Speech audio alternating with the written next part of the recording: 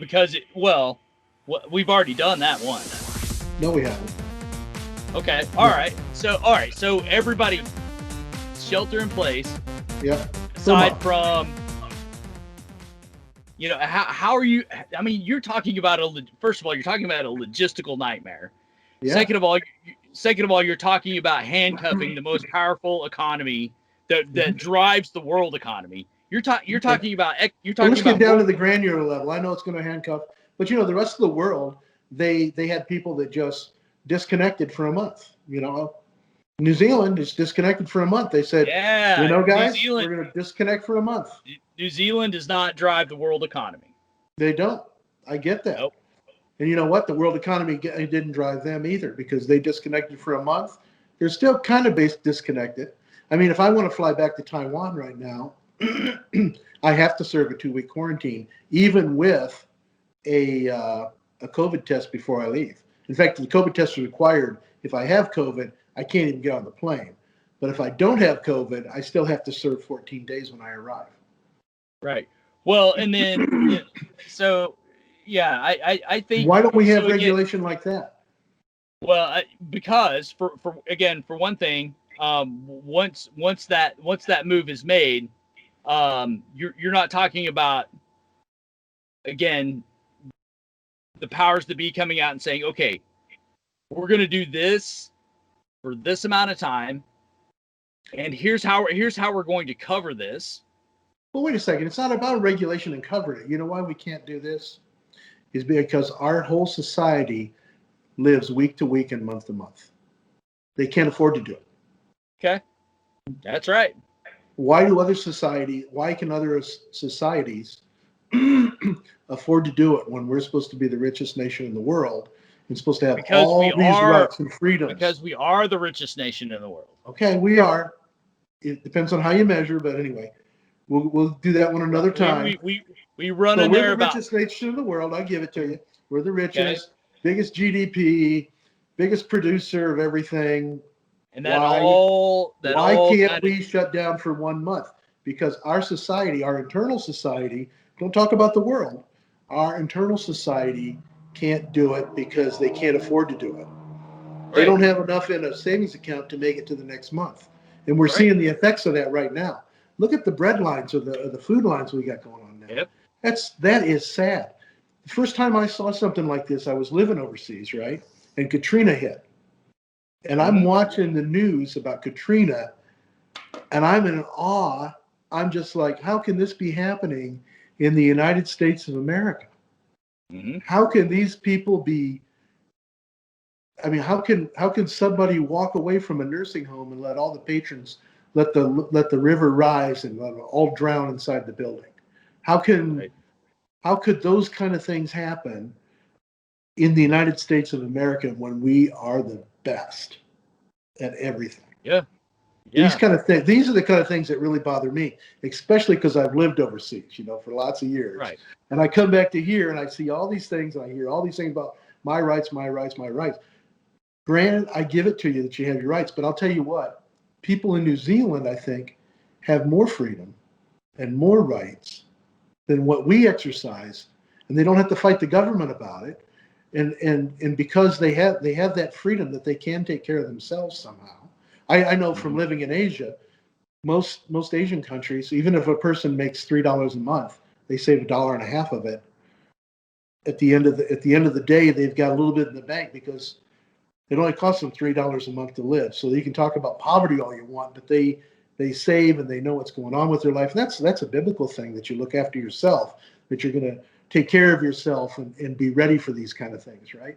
But then out the United States, as soon as we have one hiccup, the airlines come in and say, "Oh, we're shutting down all flights unless you give us $100 million." The oil companies, we're going to have to shut down every refinery. It's like everybody's got to be bailed out immediately.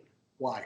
Why doesn't everybody take it on the chin, shut down for a month, get through this, and we can live a normal life like some of the other countries are living right now? Well, It's no, I don't. ridiculous what's going on.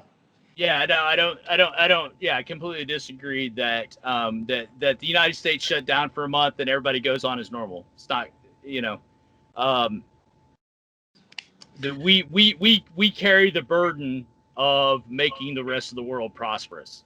You can think that in your mind, and I believe that we are the leader. Yes, we influence a lot.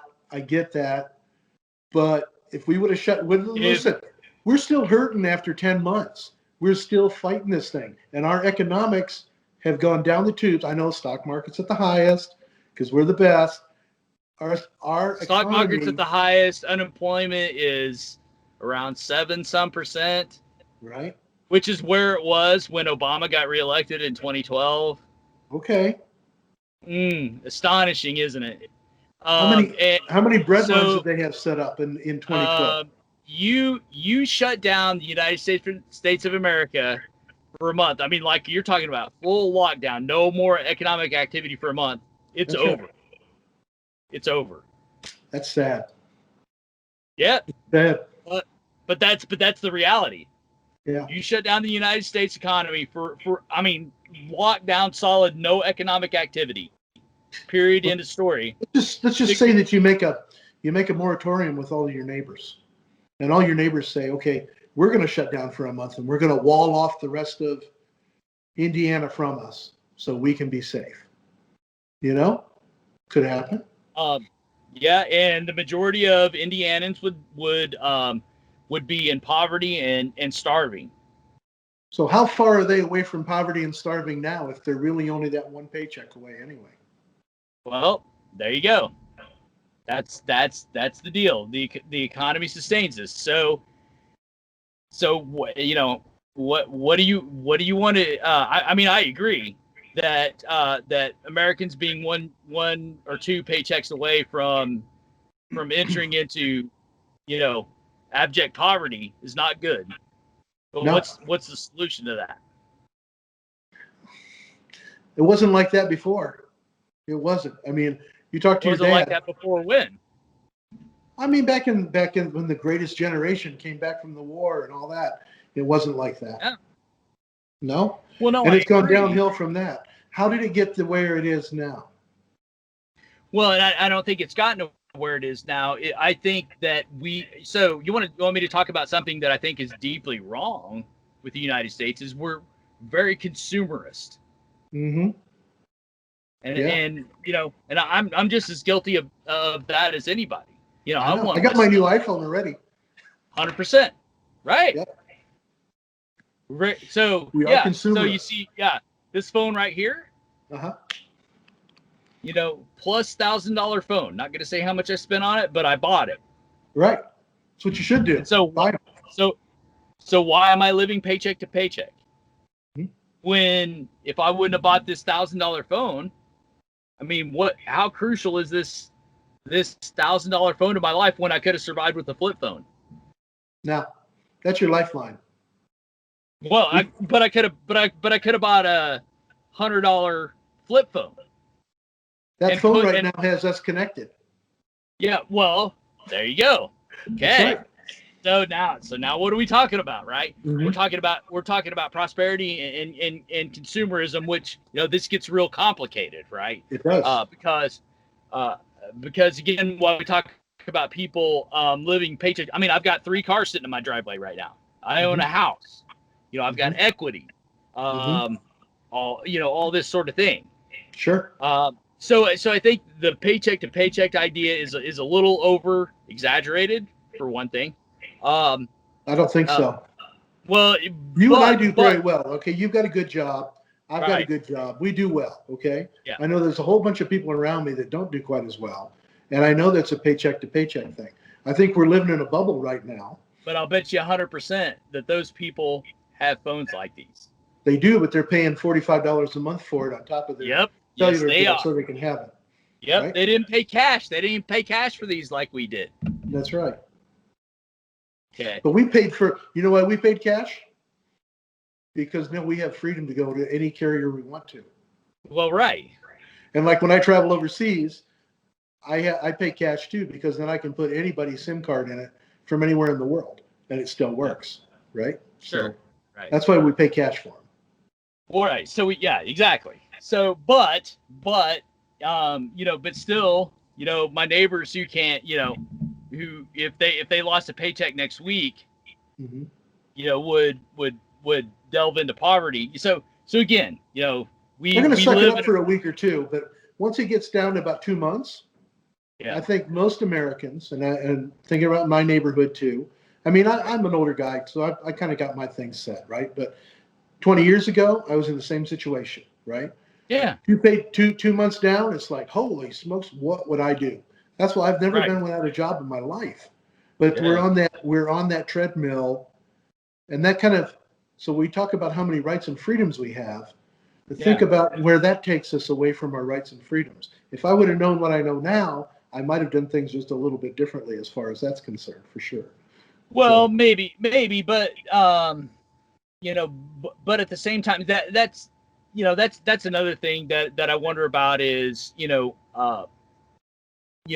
value of work. mhm. So I think so that's why I'm vehemently against something like a universal basic income. It's because I think that is toxic to people. I couldn't agree. I couldn't disagree with you more, because I think that So the universal basic income, in the few places that it's been tried as experiments, I'm going to call it, right, in Canada and in Europe and in Scandinavia, uh, it's worked out well. Everybody thinks that everybody's going to stop working. Nobody's going to stop working for $1,000 a month. You can't live on $1,000 a month in America. But what it does is, we before we started all these YouTubes, you and I talked about this too. Universal basic income is just like they say, it raises the floor, and then it gets rid of all these other services that take. You have to be in such a dire strait, and you have to know how to maneuver the system, and you have to wait, and you have to play all these games to actually get help. I looked this up because it's something we had. It was a topic that we were talking about how much welfare actually gets to welfare recipients, because the welfare money goes out to the states. And the example that I looked up, it was weird. And of course, I'm sure this is an extreme example. Was Arkansas, that only 4% of the federal money that goes to Arkansas for welfare is actually paid out to people as welfare. The rest is consumed by, how do I get a job? How do I take care of my kids? Early schooling. There's all kinds of other programs, learning programs, and everything. They just will not give people cash, and it shows. yeah. Well, now here's That, something where you and I might agree on 100%. And you sent me an article on this some time ago where what's better to go in and do a bunch of massive relief effort in some place, or just drop a bunch of cash on them. just drop cash on them. And that's where I think you betray your notion of kind of a socialistic communistic system where you trust individuals with the cash. They're So on the ground. They've been there on the ground for a long time. We're talking disasters for that, though. Yeah, but I right. get what you're talking about. So and again, here's another thing. I proposed this to you before, kind of in private conversation, but Mhm. I would be 100% for a program that said we're going to cut entitlement benefits in half, but we are going to take that other half and just distribute that cash to every American evenly as a universal basic income. That I'd take that deal. I'll even go further. I'll say we take all those entitlements out Yep. and we distribute it. Period. Done. Yeah. Yeah. Uncomplicate all of it. Right. Get rid of those bureaus completely and everything, and just make it a UBI. And I don't care if it's Bill Gates or me or you or the guy next door or whatever. Everybody gets the same floor, right? Yeah. I'm 100% for that. Okay. All right. Now I'm down with there. I'm down with that. Uh-huh. But right. But most of the universal basic income proposals I've heard are on top of what we're already doing. So what they do is that they're doing these. The ones that I've read about are experiments, and they're a finite group of individuals, either by a town like they did in Canada, or maybe a specific location with internet. Anyway, they do it geographically, really, and they just swoop in. They say, okay, you folks are going to get this UBI. Let's see what your spending habits do. Let's see if you keep your job. Let's see how this affects you and your family, right? And they don't take away those other sources, but what they do is, if that person goes and applies for those sources, then that's feedback into their program or their experiment, so to speak. Is that they couldn't get by on the UBI, they had to go out further, right? Further afield for more. So I think you could Well, just do it with UBI. yeah. So right. So yeah, I'm down with that. Right. So Mhm. so Bill Gates gets he gets a $4,000 check a month, even though he's making whatever. But at the We all same get the time, same. yeah. So here's one thing I would go for Mhm. 100%. Is if you could establish that you are a dual parent family with children, maybe not even with children, but a Mhm. dual, definitely a dual parent family with children, Okay. who where one spouse is not working but staying home, taking care of the household and the children, that you get a massive stipend for that. Okay. And Because you don't mind that they're gay or lesbian or it's a tri-fam or a tri-job, well, okay, right? so now I'm just you're bringing. asking. Okay, let's bracket that off for a second. Okay. But let's just say, so so the situation Jen and I are in is, Mhm. I work, Jen stays home, right? Right. Um, and for that, the government says, hey, we see value in that, for our society. We want to encourage that, so we're Mhm. going to give you $5,000 a month Mhm. for the spouse to stay home, take care of the house with the children. So they do that in several countries right now. Japan is one of the most prominent because what they're Right on. trying to do is they've had a negative population growth Yeah. over several years, and they're Yep. really trying to promote families, right? I Yep. think there's another, I want to say Norway, but there's another Scandinavian country that's doing the same exact thing. Is that Okay. that dual parent families where one of them stays home, they get a stipend to help them Yep. out, and of course, they get free education there. They get all those other things too. So I mean, Sure. it would be really weird. We'd have to have like free healthcare, free education, get a stipend for a spouse, and have the UBI.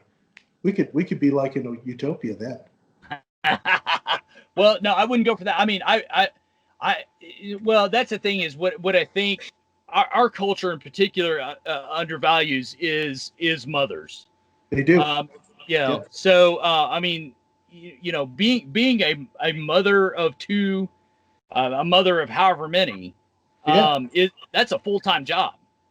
And you're And preaching to the choir here. 20 years okay, ago, I was in the same place you are, right? yeah, Whenever the yeah, boys were growing up, yeah, and my wife stayed at the time stayed home with the boys.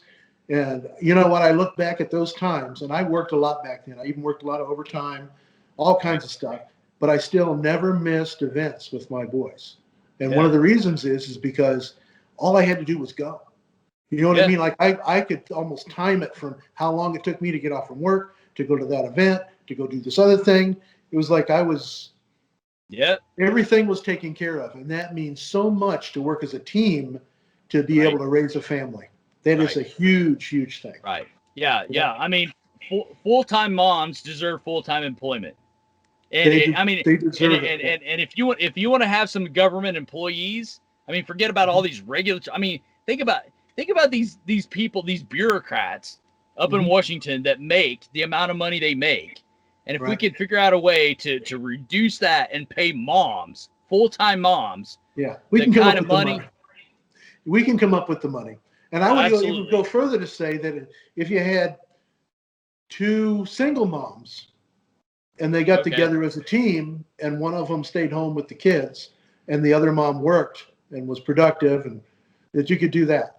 And whether it's a Yeah. lesbian couple or not, I don't really care what they're, as long as they're a team, right, and they're working together with it. I mean, we can All right. track all Cool. this Well, stuff through yeah, taxes maybe. anyway. Okay, yeah. Well, and so we don't have a lot of evidence on that, and so let's go there. So I am absolutely convinced by the data I've seen so far, and of course I'm a Christian, so I'm convinced by Mhm. Holy Scripture that the best way for a child to be raised is in a a male and female committed Sure, relationship. I get you. That's the best way. So that's what But we want to encourage. the world is different. I mean, Nah, yeah, that's great to it be doesn't. Yeah, but it doesn't okay. That's matter what if it the should world be. is. But it doesn't matter if the world is different. What matters is the data. Okay, Hmm. Okay. children are best raised by mothers and fathers. Children. I mean, this is what I am absolutely 100% convinced is what plagues Black communities right now is the illegitimacy rate in the Black community. In major cities, it's approaching 90%. 90% illegitimacy. Mm-hmm. That is a plague on the Black community. So and families are more complicated now. Even when I was growing up back in the 60s, I grew up with a stepdad, right? Okay. So I get it. Families are really complicated now. They are I could complicated. talk about my kids. It's complicated. Man. Okay, but I'm not talking about you. I'm not talking about your situation. I'm talking about the data. Right. What the data show or suggest is that the best situation for a child to be raised in is with their father and their mother. Yep, I agree. Period. Industry. Okay, Ozzie inherited white picket fence. That's the perfect way to do it. I get you. And the mom should be paid a stipend. I get that. Okay, and I that's agree. What we want to. That's what we want to incentivize. Okay, well, not to the say world is different. Okay, not to say that we can't look at other situations and say, okay, what can we do here and there? But what we want to incentivize is mom and dad, male, female, raising children. That's what we want to incentivize. We want to incentivize two parents. I'm not going to go with the male and female. It could be a mom and mom. Well, or a dad no, but you're. As long as you've got two parents. No, I disagree with that. I know you do, but that's okay. And the data doesn't bear that out. The data does not show that, if you just have a man and a man raising children, it's just as good as a male and a female raising children. Nope, not true. I'm going to look that up. Okay. So, whoops, I'm losing you here. Sorry, I had a phone call come in. I just declined it. No, you're good. Back there? Sorry about that. And on top of that, the data we have for males and males raising children and females raising children is scant at best. We just don't have enough data to give us really any indicators. What we have is all of human history showing us that what sustains societies is a man and a woman having children, raising them. Right. That's what sustains societies. Okay. And so if you want to do a social experiment, you're on your own terms there. But you know what? I agree with what you're saying, but society and science and all these other things are different now. Okay, back in the biblical times there wasn't electricity, but now we rely on electricity heavily. Is that to say that we should incentivize to go away from electricity? No, it's that we have to evolve because our society changes, our values change, the things that the way everything changes completely culturally, and right. But you can demonstrate scientifically that having a switch where you can flip lights on improves society. I mean, you can objectively show that. What you've got to objectively show me is that two men raising children is just as effective as a man and a woman raising children. I completely disagree with that because I think women bring something to the table that men don't, and I think men and I think men bring something to the table that women don't. And so if you have two men, you're missing that piece. If you have two women, you're missing that piece. I'm just going to say that it's a gray area now. Rather than, I know that you want to rely on the biblical term of how everything should be, but life is different. Families are different. It's complicated. I could talk about my kids and grandkids and how they relate. All this, it's a lot more complicated than things were, centuries ago.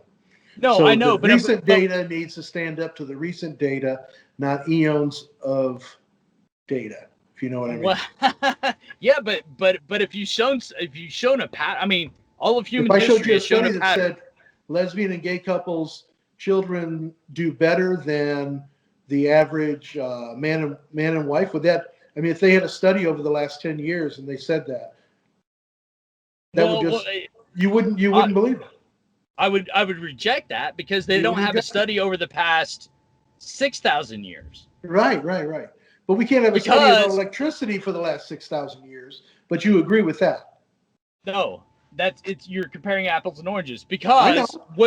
because if you look at human history where you've seen lesbianism and homosexuality prevail in certain societies, that is the leading indicator of that society's downfall. Yeah. What do you think led to the fall of the Roman Empire? Sure.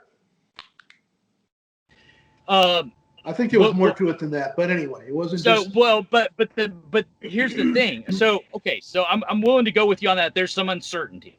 Okay, Mhm. that it might be the case that a man and a woman and a woman can raise children just as effectively as a man and a woman. Mhm. Might be the case.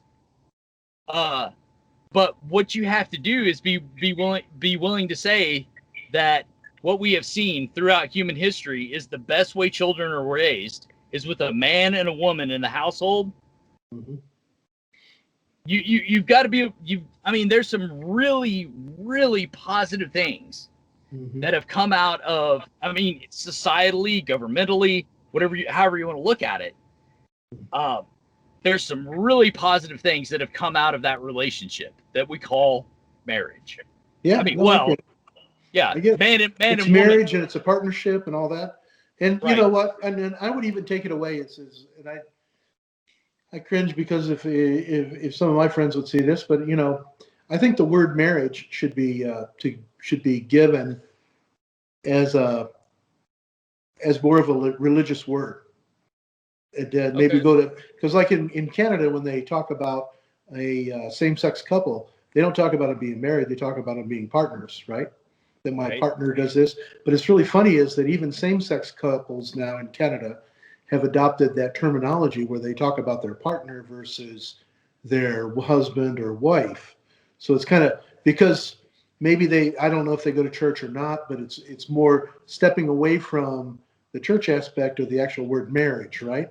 Because I think Yep. marriage, like the Bible says, is probably between a man and a woman, but civilly, that's why I think it's civilly. I think that we ought to remove that word marriage and make it more of a partnership thing. So if that way we can get away from the argument that, okay, marriage is just for a man and woman. Okay, have that. But these guys can be Yeah. partners and they deserve all the same rights that Right. Well, another couple that are partners and they have a marriage license is for. And let's not make it a marriage license anymore. Let's make it a partner license, because I don't think that the state should regulate a church's ceremony. okay. So right. So in a weird way, I agree with you, because that's my big problem with the case like a Burgerfeld is okay. Marriage. Mhm. So the term marriage means a union of a man and a woman. That's what it says, Right. yeah, in the Bible. Okay. Right. That's how in the Bible, that's how we've traditionally defined marriage. Mhm. All right. So if a Burgerfeld wanted to come along and say, okay, yes, we're going to leave marriage that way, but we're also going to institute this partnership. Okay. That I could kind of get on board with. But at the same time, why is government? So a couple of things. One, let me run off on the trail here. Mhm. My thing is, if I'm a gay man, why is it that I want the government involved in what I do in the bedroom? That was the big argument, right? They don't want you involved. Nor does a heterosexual couple want the government involved in what goes on in the bedroom. But what they want is the same rights. Is that if I'm a gay man and I get sick and I'm in the hospital and my partner comes to visit me, he can't visit me because he's not family, right? Okay. Or at the end of my life, whenever they're working out all the details after the end of my life, he can't be involved. He may not get anything out of the deal because he's not treated as a partner or a wife or a husband or anything like that. He's treated as an individual, right? So that's what that was all about. It had nothing to do with trying to beat up the Bible or beat up Christian values or anything like that. It was all about economics and rights. And you always want more rights, right? So this is giving everybody equal rights. So that's where, and that's where I disagree with your assessment of the situation, because if that had been the case, I think that states could have very easily passed those kinds of laws, and I think same-sex couples had very few restrictions in a real sense on how they could, if a partner was in the hospital, they couldn't come visit him, or the Oh funeral, no, or there's I lots of mean, restrictions. There's bank accounts, credit cards, there's mortgages. I mean, those things are all opening up now. Even I'm going to call them pre-married couples. Okay, couples before they even marry can go out and buy a home together, right? I know of a couple of couples that have done that. Okay, they've bought their home together before they got married. Fiancés. I know it sounds kind of weird to us, but okay. But they did that, and so that means they entwine their banking a bit, right? They entwine their credit reports already at that point. But they're buying them not as partners. They're buying or as married.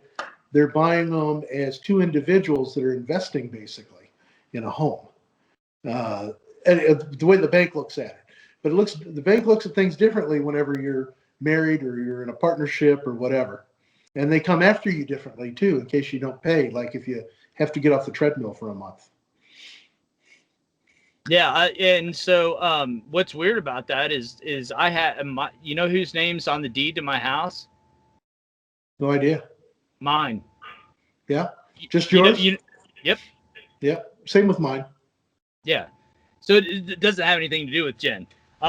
So those sorts of things, those sort of But if something intricacies. happened to you, you and Jen are married and Jen would get the house. That's all there is to it, or Oh, the equity from the house, right? I mean, whatever happened, it would flow to Jen because she is the wife. If you were a gay man and you were living together in your home and it was all in yours, like you're cringing, I know. no. The gay man would have no rights. The equity would flow to Jen because she's the one who's named.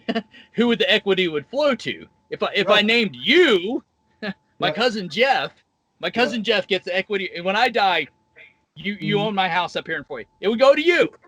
That's right. So, uh, but I guess what I'm driving at is the reason the government incentivized man-woman marriages, because that's what sustains uh, a society and culture. What do you mean? Men and women. Because we make more children, right? Yeah, Because 100%. heteros are breeders, Nope. they make more children Yep, 100%. Because today. when men and women get together and they have children and they raise them, then the society is perpetuated. Uh-huh. That's the only interest the government had in marriage. That's Mhm. what Anthony Kennedy, whether for good or ill, for what, that's what he missed when Mhm. he put his stamp of approval on the Obergefell thing. He decided to neglect the whole reason why government has an interest in marriage. So, But remember now, he's making a decision about a minority. He's not making a decision about everybody because that bill doesn't affect you at all. It wasn't a bill, I'm sorry, but that decision didn't affect you at all. yeah, it does. It affects me 100%. How does it affect you? Because I would like for the United States of America to continue in perpetuity, and he hindered that. No, he didn't hinder it Yes, he did. because the people that bill helped Because now would not have children anyway. instead of incentivizing man-woman relationships that bear children where they're raised with certain values, now he said, well, that doesn't really matter, and we're okay with men and men, a man and man, and that So Matt, affects me. I'm a little Huh? worried now. So if you weren't incentivized, Yeah. then would you have considered another sex? No.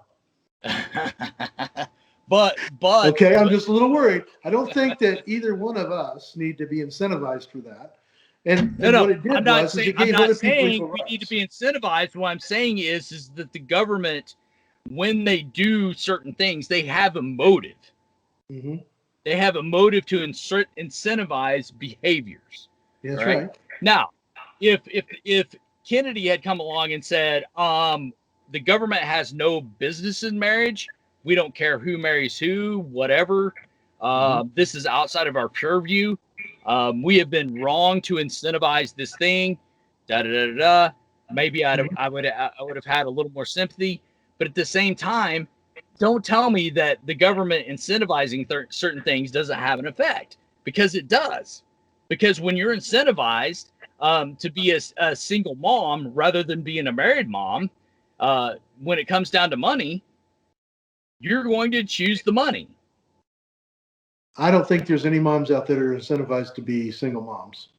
Oh my gosh. Well, okay. I mean, you're going to give me the classic welfare state thing, but Yeah. I don't. You know what? When we talked about this the other day, I went back and looked it up, and that's why I just gave you the Arkansas example, where only 4% of the federal funds, and it's literally nothing. It's a pittance. If you had to divide that among the single moms that qualify for it, and then to qualify for it, I mean, it's unbelievable. People don't make money by having children out of wedlock. That is an old wives' tale. They don't make money by having children out of wedlock. Well, and they don't make their living that way either. Okay. And so why is it that we've seen an increase from about 24% from the mid 1960s with the illegitimacy rate to an illegitimacy rate in major cities to 90%? What's going on there? What's the causation? Just in inner cities, is that what you're talking about? Or are you talking about the nation as a whole? No, we can just go inner cities. Just you can talk about, so the Moynihan report. The Moynihan report was alarmed that the illegitimacy rate. This is the mid 1960s. That the illegitimacy rate among blacks had risen to 24%. This is an alarming figure. Now we're looking at illegitimacy rates in major cities: Chicago, New York, LA, San Francisco, Dallas, Houston, etc. of illegitimacy rates among black women around 90%. What's driving that? My first thing that comes to my mind is war on drugs and the absence of fathers that maybe could have been there that aren't there. The difference in how the society is because of that. I think that hit the inner city really, really hard. Okay. And if and I mean, it's just the first thing comes to my mind. I hadn't thought about it. Just that's what comes to my mind. Right. But the way the welfare code reads is that if you're a married couple with children, the amount of welfare you get is going to be reduced. That's right. So those are and again, I think the war on drugs is a factor. I think that statistic is a complicated one. But I think do people game the system?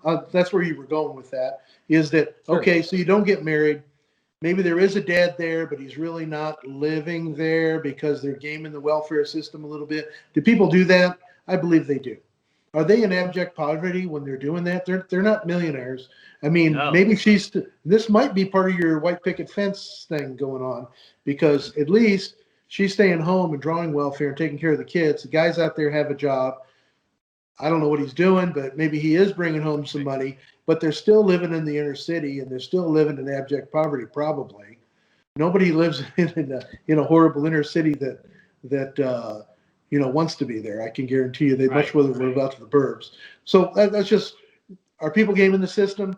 They probably are. Well, I wouldn't characterize it that way. I wouldn't say that anybody's gaming the system. I think what people see is that I'm getting this amount of money for the amount of children I have. If I officially marry this person, then those benefits get cut. That's right. And so why should she? Why would she marry the guy? No, she shouldn't. Right. So what would have been a stroke of brilliance by somebody like LBJ was to say, hey, black folks, you get married, you stay together, you raise your children. We're going to pay your wife to work the same salary that you make while you're out working. Sure. Or same salary 100%. every other housewife makes while they're out. Well, what I would have been, I would be 100% on board with the policy that came forth that said, hey, if you're on welfare right now, if you get married to a working man that's making a certain amount of money, we'll match that. But why don't we just do the UBI and be done with it then? Well, right. So that's okay. but See, at the the same problem time, is we here's gotta the get back thing. to Ted Cruz with the postcard, income No, taxes. but Let's no, make it simple. right, Give but everybody UBI and be done no, with it. okay, 100%, right. And so here's what I'd say is that we, I mean, what we want is for what I think is plaguing the Black community is lack of family structure. Period. End of story. If Black men had dads, we wouldn't be having this conversation. Why don't they have dads? Do you think there's a whole bunch of Black men all living together or all living on their own somewhere? I think there is. There is. They're all living in prison. Right. Yeah. Okay. And so we should talk about that, right? So Yeah. you and I have talked about the war on drugs and that sort of thing. Okay. So I think that's a topic for discussion. But hey, I mean, let's face it, coming through the early, the late 70s to the early 80s to the early 90s, Democrats and Republicans all agreed we've got to crack down on crime. Yep. Right. And so instead of saying something like, hey, Black men, if you go marry a woman that's making this amount of welfare, if you go get a job that makes this amount of money, we'll match that. So if you just go get a job that makes $25,000 a year, that's it. Yeah. But why get so complicated? That's the whole thing about whatever the conservatives want to give somebody something, they always want to tie a bunch of other things to it. They want to make, you got to get through this threshold. You got to do that. Because Jeff, the thing of it is you can't just start willy-nilly giving money away. You've got to start we're the richest nation in the world. We can afford it. Come on. All right. So we should all just sit at home and the government should just give us money. No, we're not all sitting at home because I'm not sitting at home. No. I'm retirement age and I don't sit at home. Come on, man. Okay. What? Okay. Come on, man. All right, Joe. But why? Why do I have to go out and bust my ass 70 hours a week to make money? Because that's what you choose to do. No. Because you want to go above and beyond the UBI. You want more for your family, just like I want more for me. That's why I can take my skills and I go out and work harder for it. I can start drawing Social Security this year. I mean, I even thought about it, and I can even game the system. But you're not talking about. But Jeff, you're not talking about UBI, right? Because UBI, what you're talking about is just saying, okay, it really doesn't matter whether or not you work. You could stay home all day and do nothing.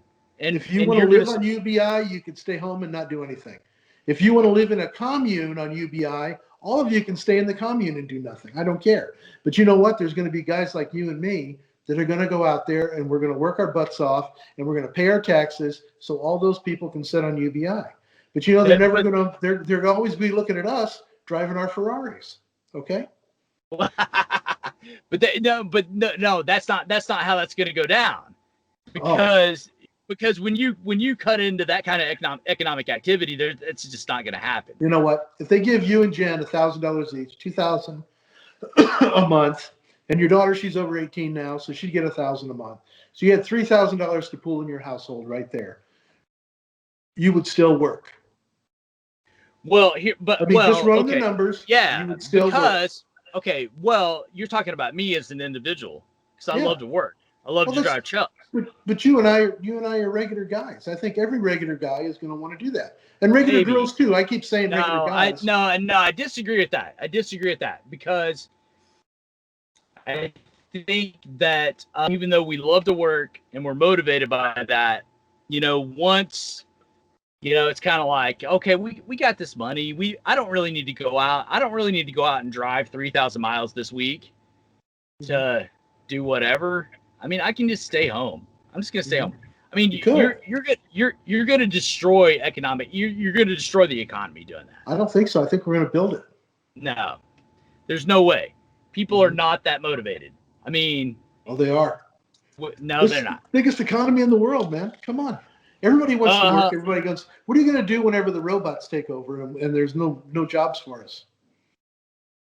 Well, we'll be screwed then. It's coming. There won't be a point to anything. I mean, that's what I do most of it. Every project I work on now for for these plants, and I just call them plants, and these are major companies around the globe. Everyone I work on, the first thing they always say is safety, quality. And then the third thing is how many people are going to be able to reduce? Absolutely. Yeah. Yeah. And that So doesn't matter where you rid go of in the world. so get rid of all the people where they have no work, and then What's you gonna produce happen all then? these good. Then you produce all these goods, and Yeah. nobody has any money to buy the goods. What are you going to do with the goods? Right. Good question. Okay, because you don't understand a goddamn thing about economics. So the next 20, 30, 40, 50 years, we're going to have to wrestle this problem, and we're going to have to decide how. It's not going to be about your manual labor You're going to anymore. have to decide. You're going to have to decide if you're going to put the whole workforce out of work where they're not making any income, and then you're going to try to sell them goods. Oh, I have no money to buy a good. But what if the robots are paying taxes? The robots? How the robots paying taxes? Well, they have to because they've taken our jobs, so now they have to pay taxes because they're making the goods. No, the robots And then don't we pay get a taxes. UBI that rides with the robot taxes, so we can continue to buy the goods. That's one approach. That's one approach that's never worked ever in human history. We've never had robots before. Yeah, well, and I'll just say this: there's never been a situation in human history where men working has been, Right. So what you got to look at is the past, and a communist utopia, a socialist utopia, anything China is shooting for, or the Eastern world, has gone down in flames to the tune of millions, hundreds of millions dead. Mm-hmm. I'm not on board with that. Not on board with that. It's coming along. I'm telling you, because all these. Well, it might be coming along, but you're gonna have to gun me down in the process. Yeah.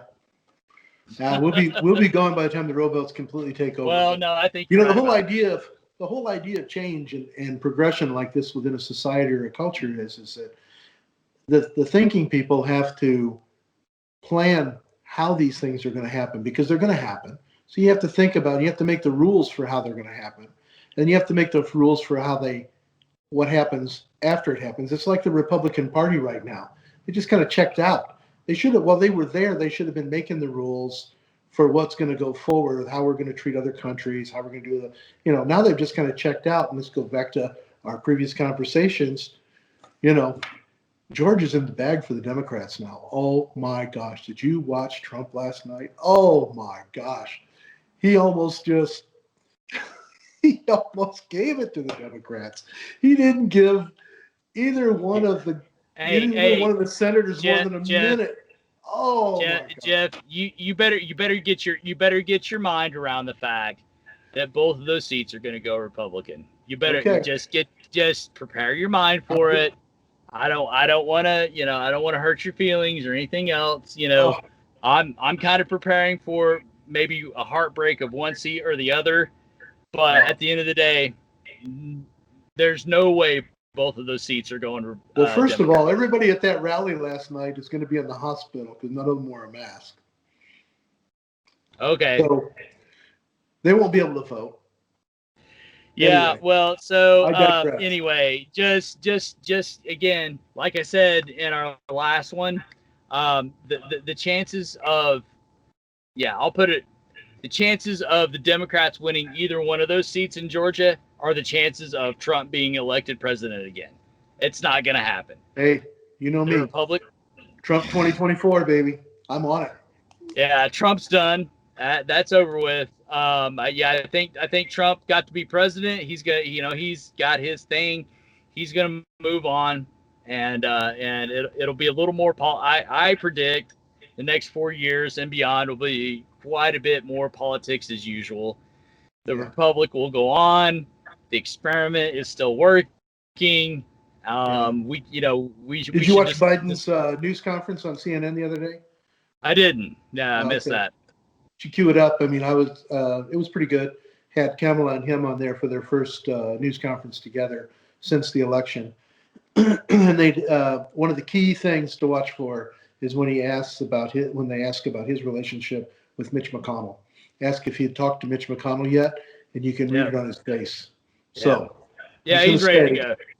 Yeah, I think. Well, and I think that will be. If you want to be honest about that, when that goes down, I really do think it will be healthy for the country if the Democrats don't take over the Senate. I really do. I think it will be mass chaos. What do you If, think about a couple of Republicans joining the Democrats and just getting rid of Mitch as the no, leader of the Senate anyway? yeah, but then you're talking about you know you're talking about people jumping parties and that sort of thing. They don't have I to don't jump think party. that's They just gonna. have to vote. It's a one vote deal. They're going to have to vote McConnell Yeah. in again, right? He Well, doesn't no, just go.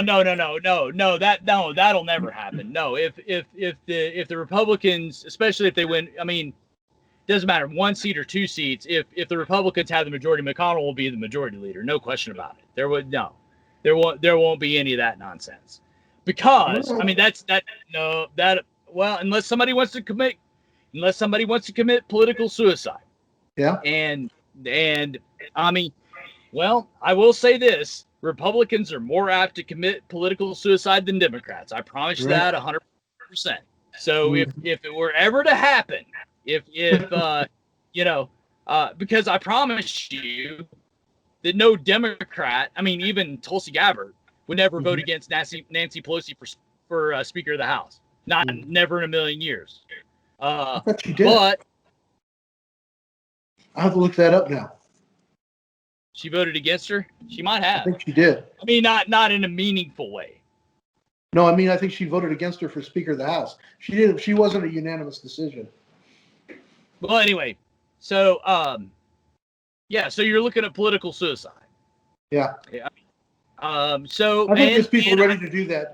Susan Collins from Maine, well, Mitt Romney. I think those folks are ready for. They've had enough. They've been beaten up enough. They just got reelection. Susan did, so she knows she's good for 6 more years, and then she can yeah, go out I to mean, pasture. okay, you're looking for Mitt Romney to do something dramatic. Well, I'm talking about a John McCain moment. Whenever they almost had the ACA gone. When he came Yep, out and put his thumbs down. You may have some of those moments come up. You never know. If yep, somebody gets a and backbone. that is very typical among Republicans. You never see that Yeah. among Democrats. No. Democrats never break the one party line. Well, I don't know about that. We got some progressives now that are. No, oh please, they are the one party. But yeah, Republicans tend to have a mind of their own. Democrats don't. Okay. Yeah. So yeah. Anyway, So I so you cut and run with you there for a second on politics because we just didn't have any politics on our show, and we have to have that there. no, Anyway, no. we're close to Man. the end, man. We're an hour and a half in. Yeah. We better give it up for the sake of producer Jeff here. Yeah. He's doing a pretty good job keeping up with us. We better not bury him too much here. Wow. So anyway, no, that was good. That was good.